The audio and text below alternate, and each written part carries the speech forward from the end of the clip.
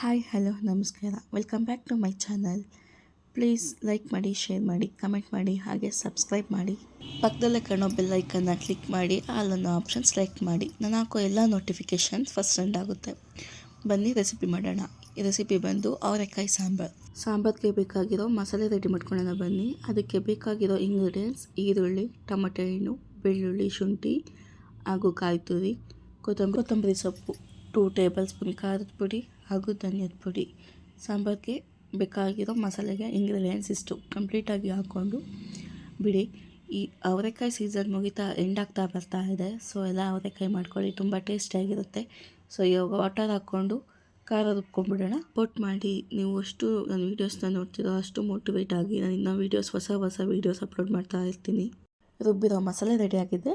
Next ಒಗ್ಗರಣೆ ಹಾಕೊಳ್ಳೋಣ ಬನ್ನಿ. ಮೊದಲಿಗೆ ಸ್ಟವ್ ಹಚ್ಚಿ ಕುಕ್ಕರ್ ಇಟ್ಟು ಆಯಿಲ್ ಹಾಕಿ, ಆಯಿಲ್ ಕಾಯ್ದ ನಂತರ ಸಾಸಿವೆ ಹಾಕಿ, ಸಾಸಿವೆ ಚಟಪಟ ಅಂತ ಸಿಡಿತಾ ಇದ್ದಾಗೇ ಕರ್ಬೇವಿನ ಸೊಪ್ಪು ಹಾಕಿ, ಹಾಗೆ ಸಣ್ಣಗೆ ಕಟ್ ಮಾಡಿರೋ ಈರುಳ್ಳಿ ಹಾಕಿ ಒಂದು 5 ಮಿನಿಟ್ಸ್ ಕೈ ಆಡಿಸಿ, ಅದು ಚೆನ್ನಾಗಿ ಈರುಳ್ಳಿ ರೋಸ್ಟ್ ಆಗ್ತಾ ಇದ್ದಾಗೇ ನೈಟ್ ಓವರೆಲ್ಲ ನೆನೆಸಿ ಇಸ್ಕಿದವರೆ ಕಾಳು ಅದನ್ನು ಹಾಕಿಬಿಟ್ಟು ಸ್ವಲ್ಪ ಕೈ ಆಡಿಸ್ಬಿಟ್ಟು ಒಂದು 5 ಮಿನಿಟ್ಸ್ ಬಿಟ್ಬಿಡಿ ಬೇಯೋದಕ್ಕೆ.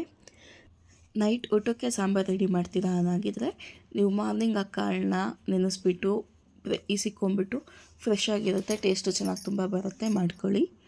ಹಾಗೆ ಒಂದು 5 ಮಿನಿಟ್ಸ್ ಲಿಡ್ ಕ್ಲೋಸ್ ಮಾಡಿ ಬೇಯಿಸ್ಕೊಂಡು ಅದನ್ನು ತಿರುಗಿಸ್ಬಿಟ್ಟು ಮತ್ತು ರೆಡಿ ಮಾಡ್ಕೊಂಡಿರೋ ಅಂಥ ಮಸಾಲೆ ಹಾಕ್ಕೊಳ್ಳಿ.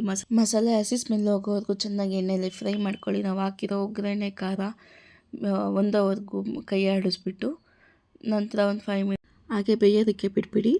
ನಾವು ರುಬ್ಬಿರೋ ಅಂಥ ಜಾರಲ್ಲಿ ಮಸಾಲೆ ಎಲ್ಲ ಇರುತ್ತೆ, ಅದಕ್ಕೆ ನೀರು ಹಾಕ್ಕೊಂಡು ಸ್ವಲ್ಪ ಅಲ್ಲಾಡಿಸ್ಬಿಟ್ಟು ಕುಕ್ಕರ್ಗೆ ಹಾಕಿ, ನಮಗೆ ಎಷ್ಟು ಬೇಕು ನೀರು ಅಷ್ಟು ನೋಡಿ ಹಾಕ್ಕೊಳ್ಳಿ.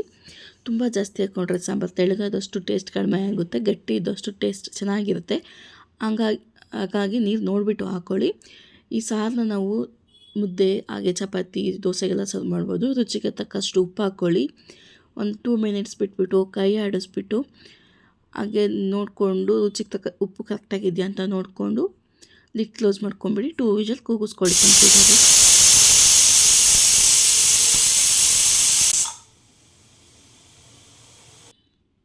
5 to 10 ಮಿನಿಟ್ಸ್ ಆದಮೇಲೆ ಕುಕ್ಕರ್ ಕಂಪ್ಲೀಟಾಗಿ ತಣ್ಣಗಾಗಿರುತ್ತೆ, ಪ್ರೆಷರ್ ಎಲ್ಲ ಹೋಗಿರುತ್ತೆ. ಅವಾಗ ಕುಕ್ಕರ್ ಓಪನ್ ಮಾಡಿಕೊಂಡು ನೋಡಿ, ಈ ತಿಕ್ನೆಸ್ಸಲ್ಲಿದ್ದರೆ ಸಾಂಬಾರು ಸಾಕು, ತುಂಬ ಟೇಸ್ಟಿಯಾಗಿರುತ್ತೆ.